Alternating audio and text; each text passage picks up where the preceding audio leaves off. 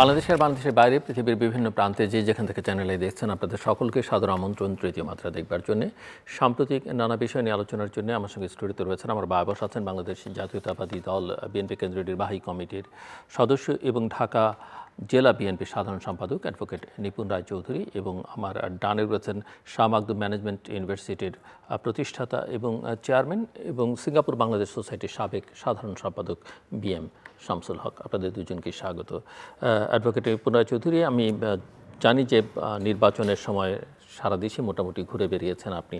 So আপনার অভিজ্ঞতা কি? মানে এবারকার নির্বাচন তো অন্য নির্বাচনগুলোর চাইতে অনেক অর্থে, এর আগে তো বাংলাদেশ গত তিনটে নির্বাচনকে প্র্যাকটিক্যালি কোনো নির্বাচন ছিল না, বাট ক্যাম্পেইন ধরন ধারণ সব কিছু, প্রতিপক্ষ সব কিছুই একেবারে অন্য রকমের ছিল। সো আপনার এক্সপিরিয়েন্স কি বুঝলেন সারা দেশ ঘুরে? ধন্যবাদ আপনাকে। সর্বপ্রথম আমি খুলনা ডিভিশনে আমরা প্রথমে যাত্রা শুরু করেছি, তারপরে আপনার সিলেট, চিটাগাং, বৃহত্তর নোয়াখালী, তারপর আপনার বগুড়া, লাস্ট খুলনা আপনার আমাদের 5 আসন সেখানেও করেছি, পঞ্চগড়ে করেছি।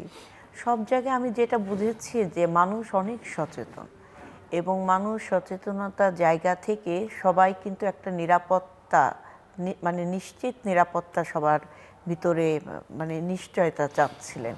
এবং সবার ভিতরে আমি যেটা বুঝতে পেরেছি যে এক ধরনের, মানে একদম প্রত্যন্ত অঞ্চলগুলোতে, সেই জায়গাগুলোতে সাধারণ মানুষকে কিন্তু এক ধরনের ধোঁকা দেওয়ার চেষ্টা করা হয়েছিল। সেই জায়গায় মূলত আমরা কাজ করেছি। সেখানে আমরা মানুষকে সচেতন করা এবং ধর্মকে বিক্রি করে, ব্যবহার করে যেন কারোর ব্যক্তিগত স্বার্থ সিদ্ধি করতে না পারে, সেই জায়গায় সচেতন করা, সেই জায়গায় ভালো কোনটা মন্দ কোনটা, এই জিনিসগুলো আমরা লোকাল পিপুলের সাথে কথা বলে বোঝাতে চেয়েছিলাম। আমি যখন পঞ্চগড়ে কাজ করেছি তখন আপনার যে ইউনিয়নগুলোতে আমি কাজ করেছি সেটা হচ্ছে ম্যাক্সিমাম হচ্ছে আপনার হিন্দু সম্প্রদায়ের জনগণের বসবাস ওইখানে মানে ওদের জীবন জীবিকা নির্বাহ হয় হচ্ছে আপনার কৃষিভিত্তিক, মানে ফসলের উপর নির্ভর করে। সেই সকল সাধারণ মানুষ তারা কিন্তু এক ধরনের আতঙ্কে ছিল যে আসলে কি হবে, কোন দিকে যাচ্ছে। সেই জায়গায় যখন আমরা তাদের সাথে কথা বলে একদম গ্রামীণ পরিবেশে উঠোন বৈঠকের মাধ্যমে স্বাবলম্বীর ভাষায় আমরা বোঝানোর চেষ্টা করেছি, এবং তারা সেগুলো শুনেছে, মানে আওতায় নিয়েছে, সেই জায়গায় আমি মনে করি আমরা সফল হয়েছি।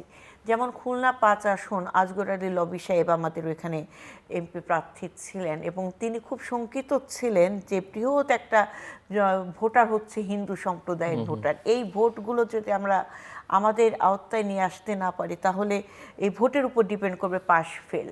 তো সেখানে আমাদের জামাতি ইসলামের আপনার সাধারণ সম্পাদক তিনি ছিলেন তার প্রতিদ্বন্দ্বী।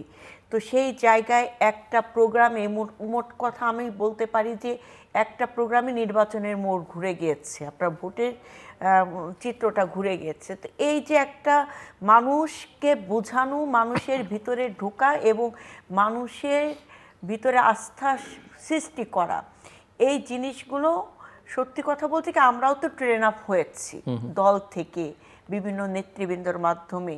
তো সেই জায়গাগুলো আমরা নিজেদের ভিতর ধারণ করতে পেরেছি বলে আমরা যখন কথা বলেছি, আমি প্রথমে বলেছি আপনারা চোখের ভাষা বোঝার চেষ্টা করেন, আমরা কি বলছি, আপনি আমার মুখের কথা না, আপনি আমার চোখের দিকে তাকাবেন, কারণ চোখ কথা বলে। তো এই জিনিসগুলো যখন আমরা মানে গতানুগতিক বক্তব্যের বাইরে যেয়ে সাধারণ মানুষের সাথে যখন কথা বলছি এবং বাস্তবসম্মত কথা, অঙ্গীকারগুলো আমরা তুলে ধরেছি, যেমন ফ্যামিলি কার্ডের কথা, আপনার স্বাস্থ্যসেবা নিরাপদ নিশ্চিতকরণের কথা, বেকার সমস্যা সমাধানের কথা যখন তুলে ধরেছি, যখন পরিবেশের কথা তুলে ধরেছি, সন্ত্রাস চাঁদাবাজির বিরুদ্ধে আমাদের আওয়াজ তুলতে হবে, এই সকল কিছু, এবং ধর্ম যার যার নিরাপত্তা পাওয়ার অধিকার আমাদের সকলের। আমরা সবচেয়ে বড় একটা জিনিস আমার কাজ করেছে যে আমরা সবাই বাংলাদেশি, যেটা জনাব তারেক রহমান বলেছে, এবং ধর্ম যার যার নিরাপত্তা পাওয়ার অধিকার সকলে। আমরা নির্ভয়ে পথ চলবো, নির্ভয়ে কথা বলবো, আমার কথা আমি যেন বলতে পারি। আর একটা জিনিস কাজ করেছে আমি ইয়াং জেনারেশনের মধ্যে দেখেছি, আমাদের নেতা জনাব তারেক রহমান বলেছিলেন যে প্রতিটি কন্যা সন্তানের স্বপ্ন পূরণের পাশে রাষ্ট্র হবে তার সঙ্গী, প্রতিবন্ধক নয়। এই একটা সেন্টেন্স যখন আমরা কথাগুলো তুলে ধরলাম, ইয়াং জেনারেশনের মেয়েগুলো মানে যার মানে মানে ওদের চোখ দিয়ে যেন পানি পড়ছে, জল পড়ছে। এবং তখন আমি বললাম যে দেখো, তোমার স্বপ্ন পূরণের পাশে অনেক সময় তোমার পরিবার প্রতিবন্ধকতা সৃষ্টি করে, সমাজ করে। সেই জায়গায় রাষ্ট্র যদি তোমার সঙ্গী হয়, তোমার নিরাপত্তা যদি নিশ্চিত করতে পারে, তুমি তোমার কথা বলতে পারো, নির্ভয় পথ চলতে পারো, তখন তোমার স্বপ্ন পূরণের পাশে বাধা কে থাকে? তুমি তো অনেক দূর পর্যন্ত আগাতে পারবা। তো তারেক রহমান সেই সম্ভাবনার কথা বলছে।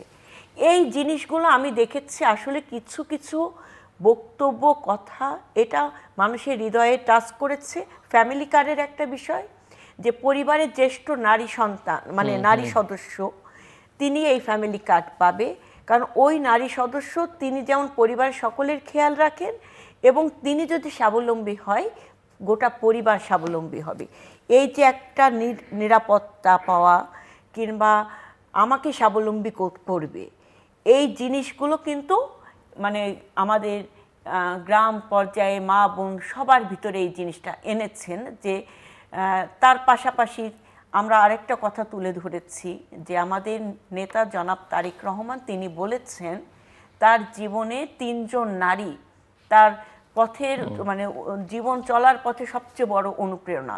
প্রথমত তার মা বেগম খালেদা জিয়া, তার সহধর্মিণী ডাক্তার জোবাইদা রহমান, এবং তার কন্যা ব্যারিস্টার জাইমা রহমান। অর্থাৎ যিনি, যে পুরুষ নারীদেরকে সম্মান করে, মানুষ তো প্রথমে ঘরের নারীকে সম্মান করতে হবে আপনাকে, এবং যে নেতা নারীদেরকে সম্মান করে এবং প্রেরণার জুগিয়েছেন বলতে পারে, তার কাছে গোটা নারী সমাজ নিরাপদ। এই জিনিসগুলো কিছু কিছু জিনিস খুব টাচি হয়েছে, এবং আমি মনে করি এটা আমাদের ভোটের যুদ্ধে জন্য খুব বড় অ্যাচিভমেন্ট ছিল। এবং এই অ্যাচিভমেন্টের দেখা এবং কথার মধ্য দিয়ে এসছে নিঃসন্দেহে দীর্ঘদিনের নিপীড়ন, নির্যাতন এবং তারপরে স্বপ্ন সব মিলিয়ে। আমি একটু আপনার কাছ থেকে বুঝতে চাই যে নির্বাচন তো হলো 12 তারিখে, 17 তারিখে তারা শপথ নিলেন, নতুন সরকার গঠিত হলো, কয়েকটা দিন গেল, আপনি কি দেখছেন? জি, thank you so much Dilur ভাই। It's a wonderful meet again, যে অনেকদিন পর আমরা কথা বলছি এই বিষয়ে। এর মাঝে অনেক কিছু ঘটে গেছে বাংলাদেশে, এবং দীর্ঘ 17 বছরের আওয়ামী দুঃশাসন, ফ্যাসিস্ট দুঃশাসন, নির্যাতন, নিপীড়ন, গুম, হত্যা এবং অর্থনৈতিক বিপর্যয়, দুর্নীতি, দমননীতি, স্বজনপ্রীতি, এগুলোর প্রেক্ষাপটে একটি নতুন রাজনৈতিক পরিবর্তন, সেটা গণ অভ্যুত্থান বা বিপ্লব, যে নামেই আপনি ডাকেন না কেন, সেই প্রেক্ষাপটে সেই 36শে জুলাই বা 5ই আগস্টের একটা পরিবর্তনের মাধ্যমে বাংলাদেশে একটি নতুন যাত্রা শুরু হয়েছিল। সেই যাত্রা ছিল অনেক আকাঙ্ক্ষিত যাত্রা, সেই যাত্রা ছিল অনেক প্রত্যাশার যাত্রা, সেই যাত্রা ছিল একটি নতুন এবং নতুন বন্দোবস্তের, নতুন সিস্টেমের এবং নতুন কিছু উপহার দেওয়ার জন্য এই জাতিকে একটা সম্ভাবনাময় নতুন দিক উন্মোচন করেছিল।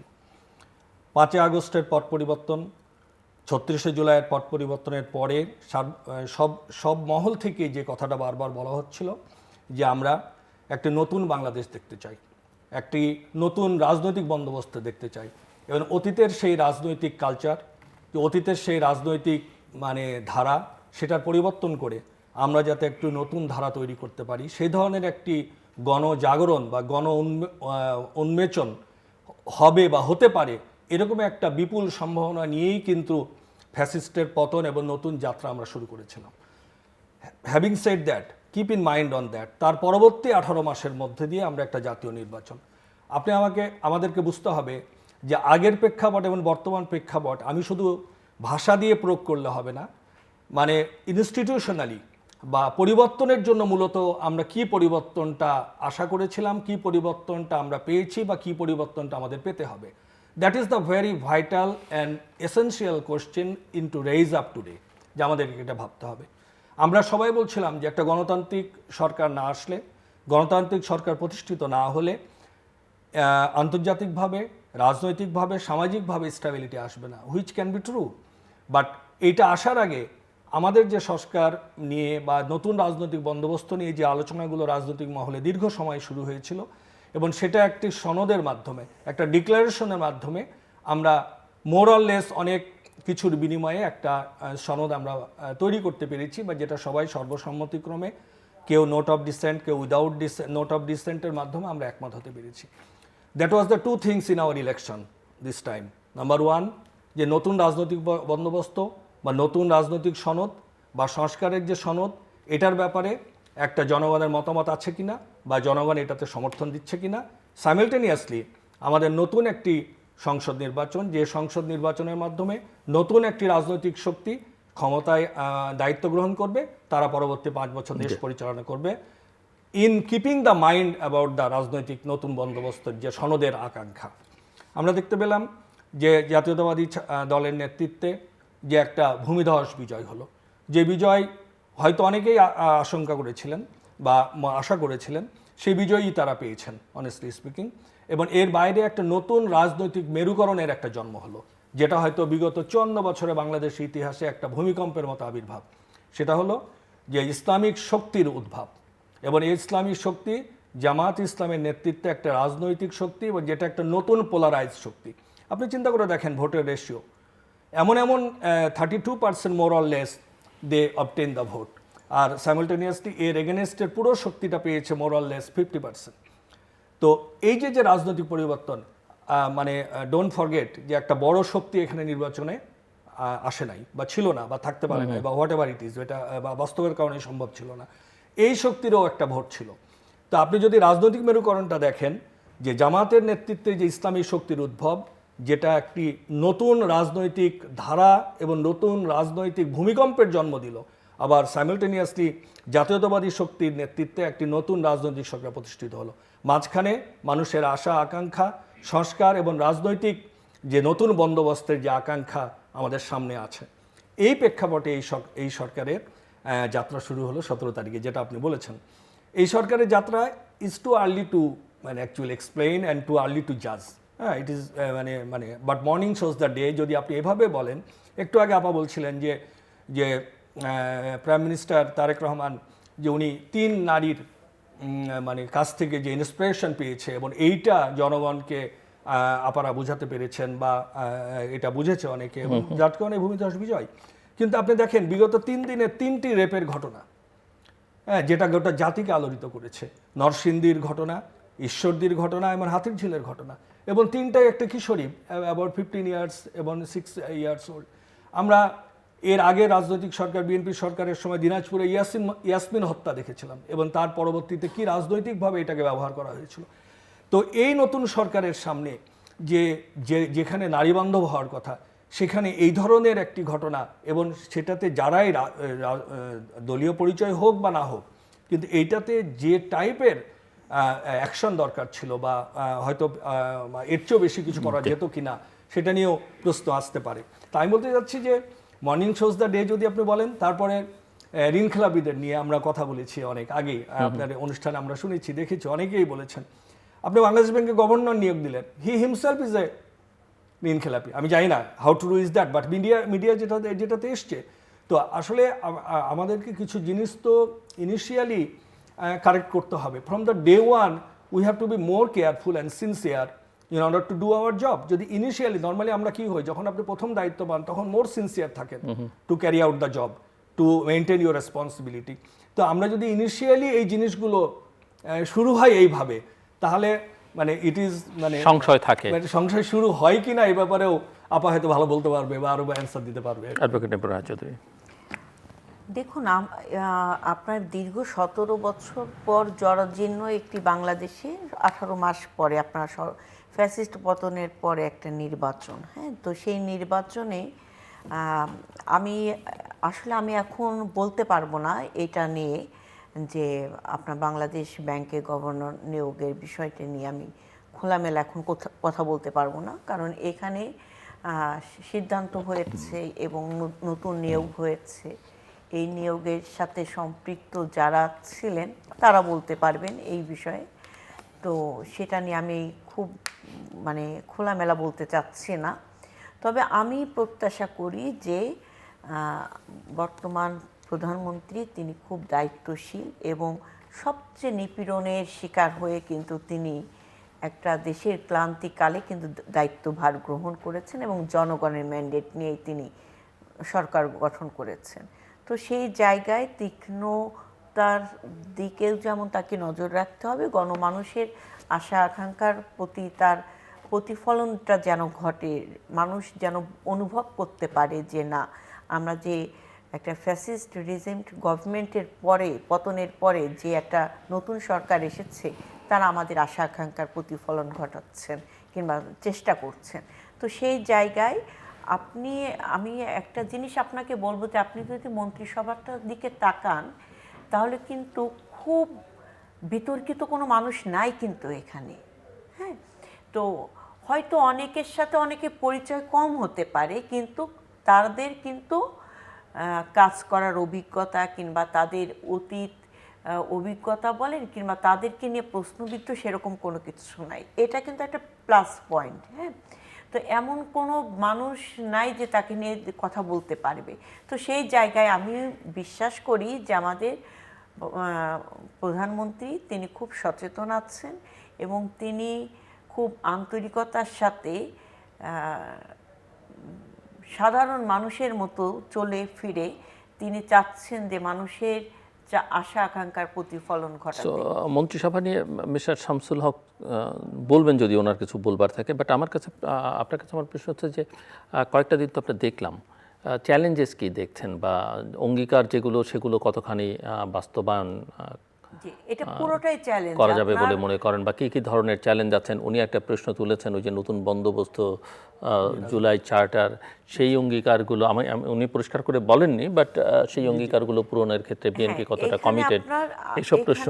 নোট অফ ডিসেন্ট সহ জুলাই সনদ যে সাইন করা হয়েছে সেখানে আপনার গণভোটের কিন্তু সেটা পাশ হয়েছে, ঠিক আছে, কিন্তু এটা তো একটা সংবিধান সংশোধনের বিষয় আছে। তো প্রথম অধিবেশনের পর আমরা কিন্তু খুব ক্লিয়ার বলতে পারবো।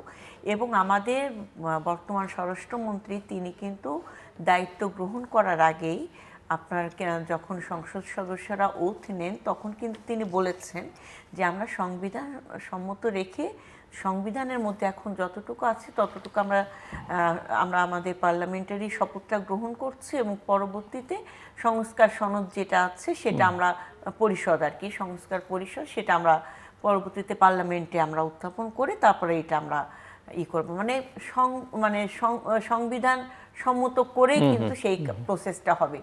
তো যেহেতু জাতির সামনে পুরো মানে সকলে এক হয়ে যখন একটা জুলাই সনদ স্বাক্ষর করেছেন, অবশ্যই তার দায়বদ্ধতা তো এই সরকারের আছে এবং সেখানে আমি বিশ্বাস করি যে সর্বোচ্চ দিয়ে হলো এই জুলাই সনদকে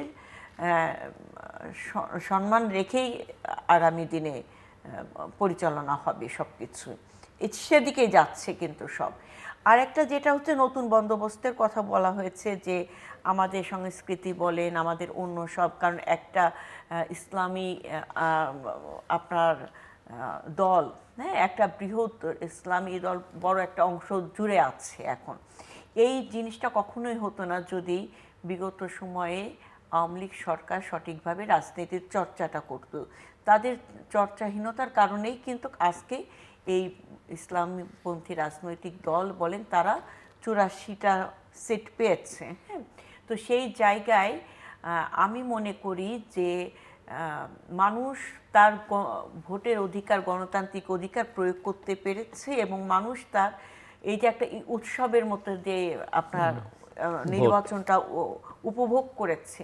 তো তাকে তো সিদ্ধান্ত নিতে হয়েছে। আবার একটা গোষ্ঠী আছে আপনার সমর্থক গোষ্ঠী, যারা আওয়ামী লীগের সমর্থক গোষ্ঠী, তারাও কিন্তু এক ধরনের বলছে প্রকাশ্যে যে আপনারা ভোট কেন্দ্রে যাবেন না, কিন্তু আবার কিন্তু তারা দেশের মধ্যে একটা নৈরাজ্য তৈরি করার জন্য কিন্তু তারা বিভিন্ন ধরনের ষড়যন্ত্রে লিপ্ত ছিল।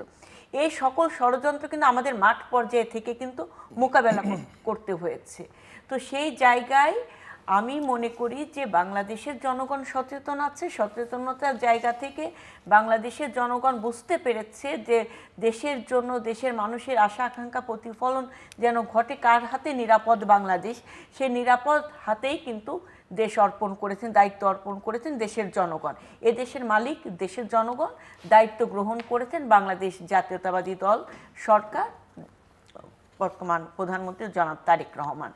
এবং আমি বিশ্বাস করি আমরা, কারণ আমরা তো দেখছি আজকে দেখেন জামাত ইসলামের ইফতার পার্টিতে প্রধানমন্ত্রী তিনি গিয়েছেন তার মন্ত্রী পরিষদ সহ আরও তার সফর সঙ্গীদেরকে নিয়ে। এটা কিন্তু একটা খুব ভালো দৃষ্টান্ত, তাই না? কিন্তু বিগত 17 বছরে আমরা এই দৃষ্টান্ত কখনোই দেখি নাই। এবং তিনি যখন জ্যামে পড়ছেন পায়ে হেঁটে সচিবালয়ে ঢুকছেন, এবং প্রধানমন্ত্রীর কার্যালয়ে তিনি শনিবারে তিনি অফিস করছেন, সকাল 9টা বাজে তিনি চলে যাচ্ছেন, প্রত্যেকটা মন্ত্রণালয় ডেকে ডেকে ছোটোখাটো সব বিষয়ে তিনি তীক্ষ্ণ নজর রাখছেন। হ্যাঁ, যেমন উনি অফিস থেকে বের হচ্ছেন, এর মধ্যে শুনছেন যে তার এক কর্মকর্তা, সচিবালয়ের কর্মকর্তা তার সন্তানকে খুঁজে পাচ্ছে না। তিনি কনসার্নস হয়ে সাথে সাথে তার ব্যাপারে ব্যবস্থা গ্রহণ করেছেন। এখন আপনি প্রশ্ন করতে পারেন যে তিনি ব্যবস্থা গ্রহণ করছেন, তাহলে তিনি এভাবে কত দিকে তিনি রাখবেন? ডেফিনেটলি চোখের সামনে একটা জিনিস ঘটে যাওয়া, তাৎক্ষণিক সেই একটা ব্যবস্থা গ্রহণ করা, এবং পরবর্তীতে এটা কনসার্নস যে ইনস্টিটিউটগুলো আছে তাদেরকে সতর্ক করে দেওয়া যে প্রধানমন্ত্রী কনসার্নস এই বিষয়গুলো। আর আমাদের রিসেন্ট যে ঘটনাগুলো ঘটছে আপনার ধর্ষণের বিষয়ে, এটা সত্যি আমরা খুবই মর্মাহত, এবং আমি বিশ্বাস করি যে এই গভর্নমেন্ট যথাযথ ব্যবস্থা গ্রহণ করবেন। কারণ দেশের একটা ক্লান্তিকালে যখন নারীরা 9 মাসে শিশু থেকে শুরু করে বৃদ্ধ পর্যন্ত যখন ধর্ষণের শিকার হচ্ছিল, তখনই কিন্তু লন্ডন থেকে বর্তমান প্রধানমন্ত্রী তিনি কিন্তু এই সকল অন্যায়, নির্যাতন, নিপীড়নের বিরুদ্ধে একটা সামাজিক সংগঠন দাঁড় করিয়েছিলেন। এখন তার শাসন আমলে কোনো নারীরা ধর্ষণের শিকার হবে না, নির্যাতনের শিকার হবে না, নিপীড়নের শিকার হবে না। যে অঙ্গীকারগুলো আমরা জনগণকে দিয়ে এসেছি, সেই অঙ্গীকারগুলো পালন করার জন্য যত কঠোর হওয়া প্রয়োজন আমি মনে করি তিনি হবেন, এবং তিনি আমরা দৃশ্যত সেই জিনিসগুলো উপলব্ধি করতে পারব। জি, মিস্টার বি এম শামসুল হক, আপনি শুনছিলেন, এবং আমার প্রশ্ন ছিল যে নিপুণ রায় চৌধুরী বলছিলেন যে মন্ত্রিসভার প্রশ্ন এবং একেবারেই বিতর্কহীন, সেখানেও যদি আপনার কোনো বক্তব্য। জি না, আপাতত বলেছেন যে আসলে ওই যেটা শুরু করেছিলাম morning shows day, minister of course prime minister তা পিক করবে, চুজ করবে উনি যাকে যেখানে ভালো মনে করবে in order to run the smoothly the government, এটা ঠিক আছে। কিন্তু আমরা কিছু মন্ত্রীর ইনিশিয়াল যে বক্তব্যগুলো, সেই বক্তব্যগুলো তো ডিবেটেবল। যেরকম আমাদের একজন মন্ত্রী বলা চাঁদা নিয়ে যে ডেসক্রিপশন দিলেন আর কি, যে এক্সপ্লেনেশন দিলেন, এটাও তো জনগণ আহত হয়েছে যে উনি অ্যাকচুয়ালি কী বোঝাতে চাচ্ছেন এইভাবে আর কি। এটা নিয়ে তো social media it was a big hype on that. তারপরে গভর্নর নিয়ে তো আমি বলছিলাম আর কি। কিন্তু আসলে মন্ত্রীদের আরেকটু মনে হয় সংযত হওয়া দরকার। ইনিশিয়ালি উনি দীর্ঘ 17 বছর লন্ডনের মতো জায়গায়, ইংল্যান্ডের মতো জায়গায় রাজনীতিকে ওয়াচ করেছে, দেখেছেন। তো স্বাভাবিক ব্যাপার, একজন লোক যখন দীর্ঘদিন দেশের বাইরে থাকে, তো তারপরে যে দেশ সেবার সুযোগ পায়, দেশের দায়িত্ব পায়, তো স্বাভাবিক ব্যাপার ওনার মাথায় তো দে হ্যাভ এ ড্রিম যে সামথিং, যে we have to implement something like others, এখানে তো আমাকে নতুন কিছু করতে হবে। তো সেই জায়গাগুলোতে যখনই মন্ত্রীরা এরকম পারফরমেন্স করবে, আমার বিশ্বাস উনি হয়তো, আমি জানি না সামনে আমরা দেখতে পাবো কিনা, যে যদি তাকে দিয়ে পারপাস সার্ভ না হয়, তাকে দিয়ে যদি দায়িত্ব পালন না হয়, এটা তো পার্মানেন্ট জব না 5 বছরের জন্য, he could change it immediately. কিন্তু যাতে এগুলো লাইবিলিটিস না হয়ে যায়, যেহেতু প্রচুর লোক আছে, অনেক লোক আছে মন্ত্রী করার মতো, যোগ্যতম লোকও অনেক পাওয়া যাবে। কিন্তু আমার মনে হয় যেখানে যখন যেটা প্রবলেম হবে সেটা যদি অ্যাড্রেস করা যায় বা করতে পারে আপাদের দল বা আপারা, এটা চেক অ্যান্ড ব্যালেন্স করতে পারে, তাহলে হয়তো জনগণ এই জায়গাগুলোতে আর একটু ট্রান্সপারেন্ট অ্যাপ্রোচ পাবে, নাম্বার 1। সেকেন্ডলি যে জিনিসটা যে আপনি বলছিলেন আর কি, যে জুলাই চার্টার নিয়ে, দেখেন 1400 হত্যাকাণ্ড, সেই হত্যাকাণ্ডগুলো আমরা দেখেছি কিভাবে লাশ পুড়িয়ে দেওয়া হয়েছে, কিভাবে নির্বিচারে গুলি করা হয়েছে, এবং এই যে তরুণ, ছাত্র, কৃষক, শ্রমিক, সব শ্রেণী পেশার মানুষের মধ্য থেকে যে একটা বিরাট রক্তপাতের মধ্য দিয়ে যেটা হলো, সেইটার বিচার। এবং এখনও যারা অঙ্গহানি হয়েছে, চোখ হারিয়েছে, হাত পা হারিয়েছে, প্রায় 20,000-এর মতো মানে বিভিন্ন শ্রেণী পেশার মানুষ, ছাত্র, যুবক, তরুণ, এদের জন্য যারা এই যে দলীয় বাহিনীর মতো আচরণ করেছে এবং যারা এটার সাথে জড়িত, এই বিচারগুলো আলটিমেটলি হতে হবে। ইন্টারন্যাশনাল আইসিসি কোর্ট যেটা আমাদের আছে, সেখানকার যে চিফ প্রসিকিউটর দেখা গেল যে তাকে সরিয়ে দেওয়া হলো। আমি জানি না, এগুলোতে তো রাজনৈতিক হস্তক্ষেপ দরকার নাই আমি মনে করি। যাকে যেখানে যেরকম যে কোনো প্রধানমন্ত্রী বা যে কোনো গভর্নমেন্টের তার দলীয় লোক সেই জায়গাগুলোতে লাগবে যেখানে পলিসি মেকিংয়ের জন্য, কিন্তু আইনের জায়গায়, বিচারের জায়গায়, যেখানে মানে এডুকেশন রিলেটেড বা যেই জায়গাগুলোতে সার্বজনীন লোক দরকার, যোগ্যতম লোক দরকার, সেই জায়গাগুলোতে দলীয়করণের মাধ্যমে দলীয় আইনজীবী দিতে হবে বা দলীয় প্রসিকিউশন দিতে হবে।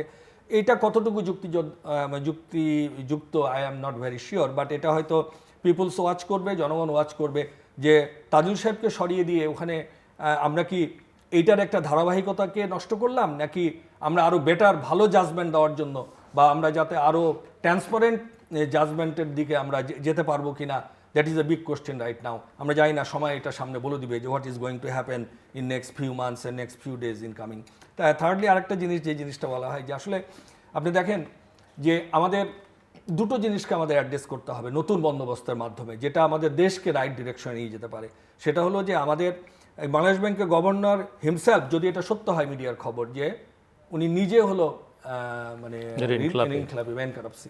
তো আমাদের আমরা ফ্যাসিস্ট আমলের কি ঘটনা জানি, $234 বিলিয়ন বিন অ্যাকচুয়ালি মানে দেশের বাইরে পাচার হয়েছে as by the TIB report, তাই না?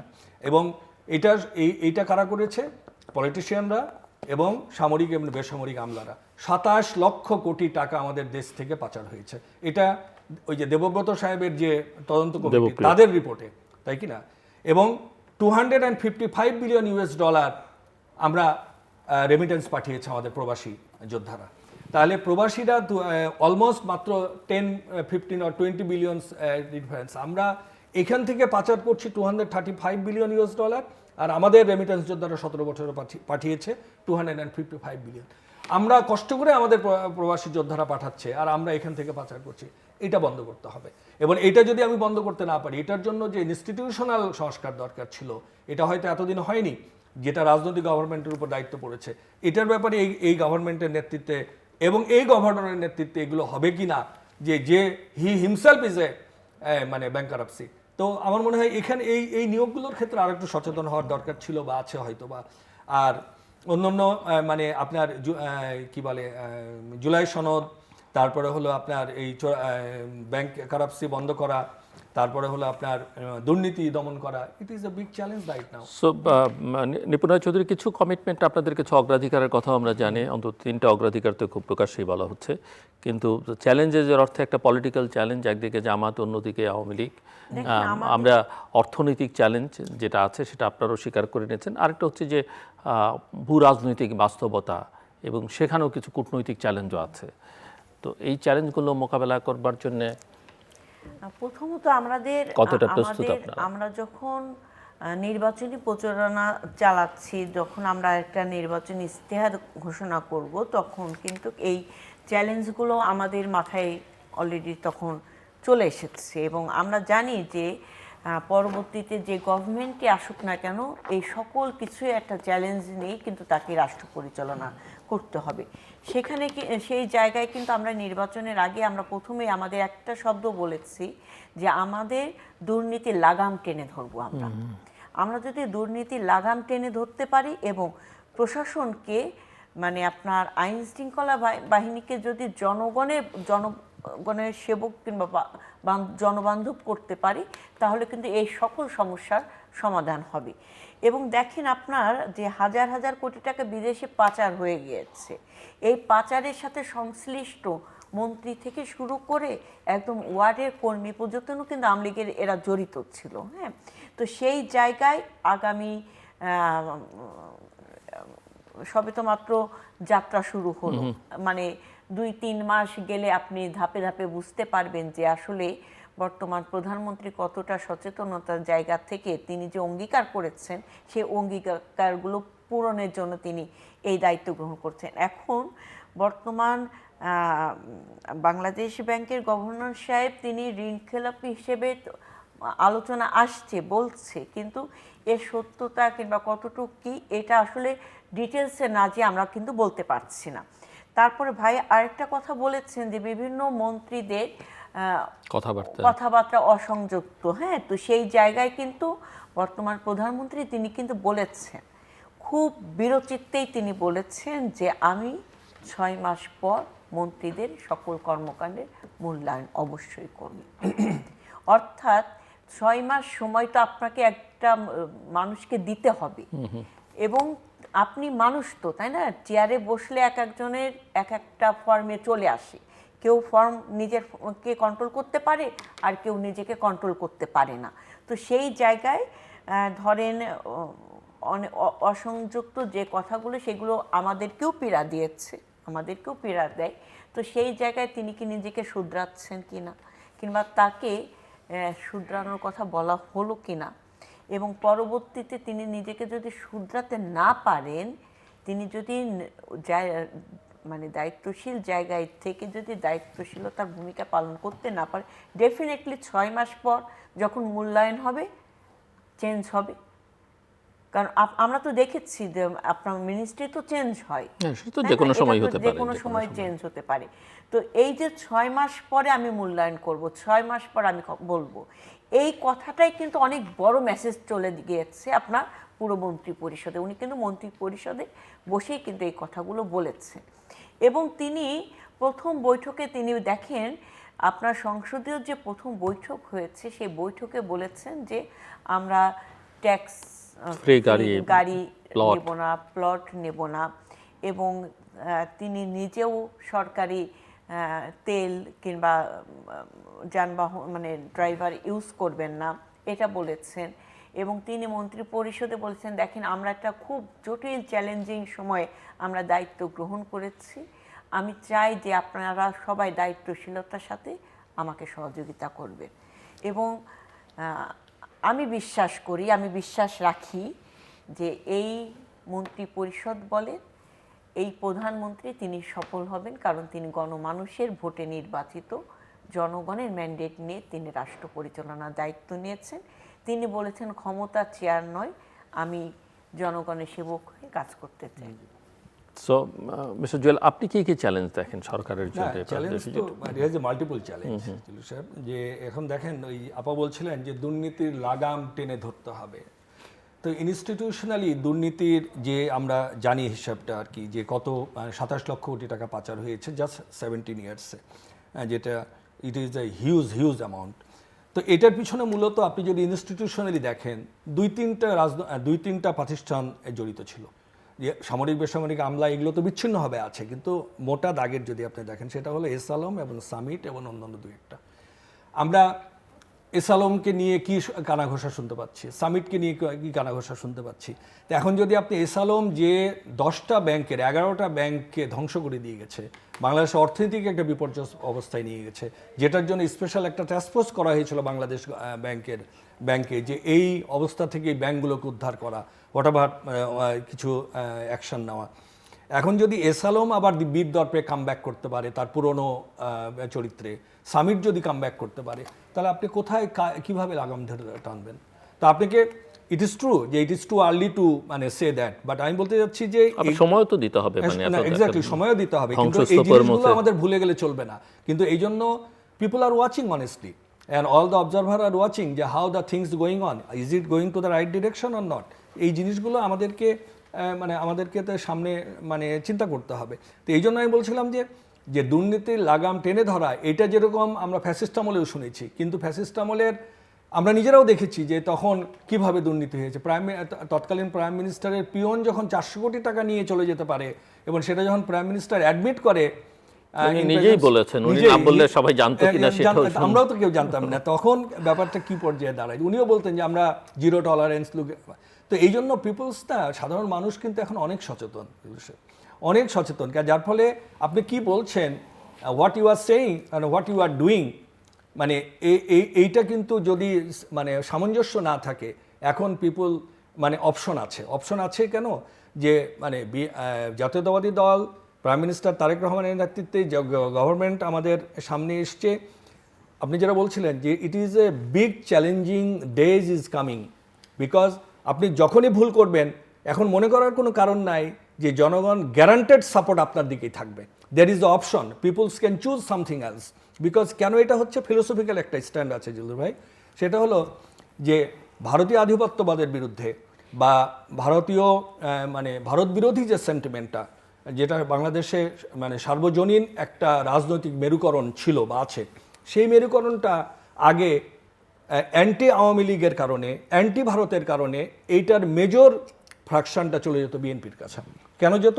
মানুষ মনে করতো, এদেশে জনগণ মনে করতো যে ভারত বিরোধী শক্তি ডিভাইডেড হলে আবার প্রো ভারত, প্রো ইন্ডিয়ান শক্তি ক্ষমতায় থাকতে পারবে, যার ফলে anti Indian establishment, anti Indian রাজনৈতিক শক্তিটা অলওয়েজ বিএনপি যত ভুলই করুক না কেন বা যে পর্যায়েই থাকুক না কেন, যদিও that time Jamaat also bill active, কিন্তু জামাতকে তখন সেকেন্ড অপশন মনে করতো, first option always think about BNP. এই কারণে অ্যান্টি ইন্ডিয়ান, ভারত বিরোধী জনমত এবং ভোট এটা সবসময় বিএনপির কাছে যেত।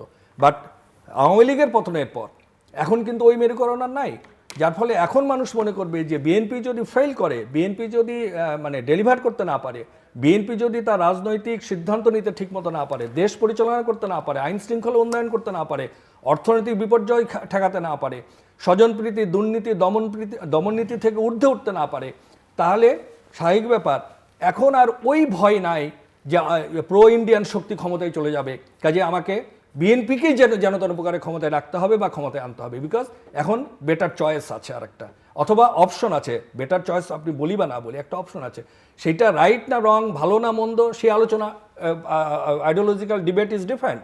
বাট এখন অ্যান্টি ইন্ডিয়ান শক্তিকে, মানে কি ভারত বিরোধী শক্তিকে ক্ষমতায় রাখতে হলে বিএনপি একমাত্র শক্তি, এটা মানুষ মনে করে না, যার কারণে এই ইসলামী শক্তির উত্থান হয়েছে। না তা না হলে এত কম সময়ের ব্যবধানে 17 বছরের নির্যাতন নিপীড়ন সহ্য করে একটা ইসলামী শক্তি মাত্র 1.5 বছরের ব্যবধানে এত বড় একটা মেরুকরণের মধ্য দিয়ে একটা বিরাট রাজনৈতিক শক্তি হিসাবে আত্মপ্রকাশ করতে পারতো না, যার ফলে ফিলোসফিক্যাল স্ট্যান্ড হলো এইটা। কাজে BNP has to be very careful and sincere in order to run the government and society in such a way যে they are not suppose to do any mistake which they give you their opponent is a plus point. এটা কিন্তু বিএনপিকে আপনাদেরকে বারবার ভাবতে হবে আর কি। তো এই কারণে আমি মনে করি যে এই জিনিসগুলো সামনে রেখে, এবং এখানে বিরোধী দলের যারা আছে তাদেরকেও they are taking the advantage, they are taking the opportunity, because এত বড় একটা ম্যান্ডেট নিয়ে যদি if they cannot run the country properly, এবং that is challenging as well, যে আপনার যখন অ্যাবসোলিউট মেজরিটি পান, there is a lot of things in front of you, যে how you can deliver and how you can promote and how you can change it, because আমাদের রাজনৈতিক এলিমেন্টগুলো, আমাদের সামাজিক এলিমেন্টসগুলো is not easy, যে আপনার কথা সবাই শুনছে, প্রাইম মিনিস্টার এবং অনেক আপনাদের মতো অনেক দায়িত্বশীল ব্যক্তি তারা বলছেন যে চাঁদাবাজি বন্ধ করতে হবে। আপনি বলেন তো, যে আপাকেও আজকে জিজ্ঞেস করেন চাঁদাবাজি কি পুরোপুরি বন্ধ হয়েছে, দখলবাজি কি বন্ধ হয়েছে? হয়নি। আধিপত্যবাদ মানে আপনার যে মানে বিভিন্ন জায়গায় যে অসামঞ্জস্যগুলো, এগুলোকে বন্ধ হচ্ছে না। ইট ইজ টু আর্লি, হয়তো হবে, সময় লাগবে, যদি এই আন্তরিকতা থাকে, যে এই অবস্থানটা যদি আমরা রাজনৈতিক শক্তি এখন যারা ক্ষমতায় আছে তারা যদি মেনটেন করতে পারে, তাহলে মাই পয়েন্ট ইজ দ্যাট যে challenge is lot, but there is opportunity also, because you got the power, you got the system, you got everything in your hand. If you wanted to do the right direction, if you wanted to make the country in a different direction, you can do it. That is the big question. Either you like it or you want to do it or not. That is the big question. দেখেন 17 বছর যে fascist গভর্নমেন্টের সময় যত নির্যাতন নিপীড়ন বলেন, সেটা বিএনপি নেতৃবৃন্দ কিন্তু সবচেয়ে বেশি নির্যাতন নিপীড়নের শিকার হয়েছে। আমাদের সাবেক প্রধানমন্ত্রী, দলের সাবেক চেয়ারপারসন মরহুম বেগম খালেদা জিয়া, তিনি কিন্তু এক ধরনের নির্যাতনের নিপীড়নের শিকার হয়েই কিন্তু তিনি মৃত্যুর দ্বার প্রান্তে ঝুঁকে গিয়েছিলেন এবং শেষ নিঃশ্বাস ত্যাগ করেছেন। আল্লাহ তাকে ব্যস্ত নসিব করবেন, আমরা সবাই সেটাই কামনা করি। দলের চেয়ারম্যান তিনি দেশে আসতে পারেন নাই 17 বছরে। নেতাকর্মীরা গুম হয়েছে, খুন হয়েছে, নির্যাতনের শিকার হয়েছে, বাড়ি ঘরে থাকতে পারে নাই। তো আমরা জানি যে ভুলের মাসুল কি হতে পারে। যেটা বিগত সরকার আওয়ামী লীগ সরকার করে গিয়েছে। তারা তো বলেছে যে আমরা জিরো টলারেন্সে আছি, কিন্তু তারা কার্যত করে নাই, কারণ তারা জিরো টলারেন্সে ছিল যে আমরা জনগণের ভোট দরকার না, আমরা আমাদের ভোটেই নির্বাচিত হয়েছে, যার কারণে যেমন খুশি তেমন তারা সরকার পরিচালনা করতে পেরেছে। কিন্তু এবার তো সেই বিষয়টা না। এখন যারা রাষ্ট্র পরিচালনা করছেন তারা কিন্তু নতুন কোনো রাষ্ট্র পরিচালনা নীতিতে আসেন নাই। তারা ইতিপূর্বে আপনার একাধিকবার রাষ্ট্র পরিচালনার দায়িত্ব গ্রহণ করেছেন, জনগণের ভোটেই নির্বাচিত হয়েছেন এবং ওনারা মানে বিএনপি রাষ্ট্র পরিচালনা করেছেন, সেই অভিজ্ঞতা কিন্তু বিএনপির আছে। এবং আমাদের দলের চেয়ারম্যান এবং বর্তমান প্রধানমন্ত্রী তিনি কিন্তু খুব কাছ থেকে রাষ্ট্র পরিচালনার যে নীতিগুলো তিনি তার বাবার কাছ থেকে যেমন দেখেছেন, মার কাছ থেকেও দেখেছেন, এবং পরবর্তীতে ফ্যাসিস্ট সরকারের যে নীতিগুলো সেগুলো কিন্তু খুব নিবিড়ভাবে পর্যালোচনা করেছেন। তো সেই জায়গায় আমি মনে করি যে বিএনপি ভুল করবে না, ভুল করা ঠিক হবে না, কারণ জনগণের ম্যান্ডেটেই কিন্তু এসেছে। ভাই যে কথাটা বলেছে আমি একমত, যে জনগণ তার সিদ্ধান্ত পরিবর্তন করবে আগামী 5 বছর পর। যদি সঠিক ডেলিভারি যদি আমরা দিতে না পারি, অপশন আছে তার সামনে, সিদ্ধান্ত পরিবর্তন নাও করতে পারে, করতেও পারে। আমরা কখনোই তো কোনো ব্যক্তি কিংবা কোনো মানুষ চাবে না, কিংবা কোনো দায়িত্বশীল জায়গায় প্রাইম মিনিস্টার কখনোই চাবে না তিনি ব্যর্থ হন, কারণ তিনি নিজেকে সফল করার জন্য তিনি নিজে মানে সৎ থেকে এবং পরিবার পরিজন আত্মীয় স্বজনের ঊর্ধ্বে যে তিনি গণমানুষের প্রধানমন্ত্রী, তিনি কিন্তু কোনো ব্যক্তি দল কিংবা গোষ্ঠীর প্রধানমন্ত্রী না। সেই দায়িত্ব তিনি গ্রহণ করার আগে তিনি উপলব্ধি করে তিনি কিন্তু সেই দায়িত্ব গ্রহণ করেছেন। আমি বিশ্বাস করি একটু ধৈর্য রাখি আমরা, 1 মাসও হয়নি, তো পর্যায়ক্রমে আমরা দেখব, ভুল থাকলে অবশ্যই সেটা সংশোধন হবে। সবচেয়ে বড় একটা জিনিস কি যে আপনার এই যে আমরা যেমন দেখলাম, যেমন বাংলা একাডেমি পুরস্কার নিয়ে একটা ঘটনা ঘটেছে, পরে আবার চ্যালেঞ্জ ছিল না, চ্যালেঞ্জ ছিল না, এটা ফেব্রুয়ারি মাসেই বই মেলা হবে, ফেব্রুয়ারিতেই হবে, এই যে একটা সিদ্ধান্ত যে আমার সংস্কৃতি যেন ঘুরে না যায়, কিংবা কোনো গোষ্ঠী যেন এমন কোনো পথ তৈরি করতে না পারে যে ফেব্রুয়ারিতে অমর 21শে ফেব্রুয়ারিতে বইমেলা হলো না, মার্চে যে হলো, সেটাও না। এই চ্যালেঞ্জগুলো তো হচ্ছে, এগুলো তো চ্যালেঞ্জ অ্যাকসেপ্ট করে করেই তো হচ্ছে, আগামী দিনেও হবে। আমরা ধৈর্য রাখি। আমার মনে হয় যে বাংলাদেশের জনগণ যে প্রত্যাশা রেখে ম্যান্ডেট দিয়েছে সে প্রত্যাশা পূরণ হবে। শেষ করতে হবে ছোট কথা না, আপনি ইজ অল রাইট, আমরা তো we have to wait and see how the things going on, is it right direction or not. যদি আরেকটা জিনিস মানে দুই একটা পয়েন্ট আছে, বাট 30 সেকেন্ড আমার হাতে সময় নেই, সেটা হলো যে আমাদের আননেসেসারি কিছু ওয়ার্ড আমরা দেখতে পাচ্ছি, যেটা কিছু বিতর্কতে ইয়াংদের মাঝে খুব প্রতিক্রিয়া তৈরি করেছে। যেগুলো আমাদের মানে আমাদের ইকবাল হাসান মাহমুদ টুকু সাহেব বলে দিলেন যে ইনকলাব শব্দটা নিয়ে তার মানে সে একটা এমন একটা বিতর্কিত কথাবার্তা। তা আসলে দেখেন এই ওয়ার্ডটা ইনকলাব জিন্দাবাদ, এটা বাংলাদেশের রাজনীতিতে বিগত 1.5 বছরে এবং ফ্যাসিস্ট পতনের মধ্য দিয়ে এইটা যে সার্বজনীন একটা স্লোগান, এবং এইটার রাজনৈতিক গুরুত্ব এখন অনেক। তো এখন আমি যদি হঠাৎ করে এই ইস্যুগুলোকে সামনে নিয়ে চলে আসি, এতে হয় কি সোশ্যাল মিডিয়ায় যে বিতর্কগুলো তৈরি হয় এবং ইয়াংদের মাঝে বিশেষ করে মানে অ্যান্টিফ্যাসিস্ট যে শক্তিটা, সেটা তো এই ইনকলাব নিয়ে ধারণ করে আছে। এবং আমাদের এগুলো মনে হয় অ্যাভয়েড করাই ভালো ইন দ্য কামিং ডেজ, যে আননেসেসারি যে জিনিসগুলো যাতে হলে এটা ভালো হয়, এটা একটা ব্যাপার। হ্যাঁ, তো আমার মনে হয় এই জিনিসগুলো আমরা সামনে ওয়াচ করতে হবে যে how the things going on. যে ইনকলাব নিয়ে ধারণ আমি অবশ্যই সেই বক্তব্যকে সমর্থন করছি না, সেটা ওনার নিজস্ব বক্তব্য, এটা কোনো দলীয় বক্তব্য না। এটা বলে তো পার পাবেন না, কিন্তু জনগণ তো এভাবে মন্ত্রীর বক্তব্য নিবে, দলের বক্তব্য হিসেবে নিবে, উনি তো স্থায়ী কমিটির সদস্য as well as senior minister. আপনার এন্টি ভারত মানে সেন্টিমেন্ট যে আপনার এই স্লোগানগুলো এভাবে মিশে গেছে, যে ধারণ করে রেখেছে বিষয়টা না, এটা কিন্তু পুরো বাংলাদেশের জনগণ, কারণ জনগণের ভোটের অধিকারকে হরণ করে এক নায়কতন্ত্র কায়েম না, করেছিল সেটা বললাম, শেখ কিন্তু হাসিনা। ইনকলাব এবং নিয়ে তিনি বিতর্ক করার তো বলেছেন, দরকার নাই। ভারত ইনকলাব কেন জাতীয়- বাট এটা তো আমি যদি আবার অন্যভাবে বলি, এটা তো ওনার মতামত হতেও মতামত, পারে হ্যাঁ, যে সেটাই। মানুষ গ্রহণ করলে করবে, না করলে না করলে না করবে, কিন্তু উনি প্রত্যাখ্যান বলছেন যে আমরা করবে। করতে পারি না। উনি উনি ওই পর্যায়ে থেকে বলাটা ঠিক কিনা, এটাই বিগ কোশ্চেন। এটাই আমি ওনার মতামত তো থাকতেই পারে। আননেসেসারি ইস্যুগুলো আনার দরকারটা কি এখন এই মুহূর্তে আর কি। অনেক ধন্যবাদ। দর্শক, অনুষ্ঠানের শেষ প্রান্তে আমরা সামাজিক যোগাযোগ মাধ্যম ফেসবুক, এক্স এবং ইউটিউবে তৃতীয় মাত্রা লাইভ স্ট্রিম হচ্ছে, আপনারা দেখতে পারেন। টেলিভিশনের পর্দায় দেখতে না পারলে যে কোনো সময় যে কোনো স্থান থেকে ইউটিউবে তৃতীয় মাত্রা চ্যানেলটি সাবস্ক্রাইব করে এই পুরোনো পর্বগুলো আপনারা দেখতে পারেন। Mister BM. শামসুল হক এবং অ্যাডভোকেট ইবনুল রায় চৌধুরী অসংখ্য ধন্যবাদ এই আলোচনা অংশ নেওয়ার জন্য। দর্শক, সরকার মাত্র যাত্রা শুরু করলো। দীর্ঘকাল বাংলাদেশ গণতন্ত্রহীনতার মধ্যে ছিল, গণতান্ত্রিক প্রক্রিয়াটা উত্তরণ ঘটেছে। আমরা চাইব যে এই প্রক্রিয়াটা যেন একটি স্থায়িত্ব পায় এবং অবশ্যই এর জন্য সরকারকে সময় দিতে হবে, কিন্তু একই সঙ্গে সরকারকেও আসলে প্রতিটা দিন, প্রতিটা পদক্ষেপ খুব বুঝে শুনে সামনে এগোতে হবে। আমাদের সঙ্গে থাকবার জন্য অসংখ্য ধন্যবাদ। আপনাদের সবার জন্য শুভকামনা।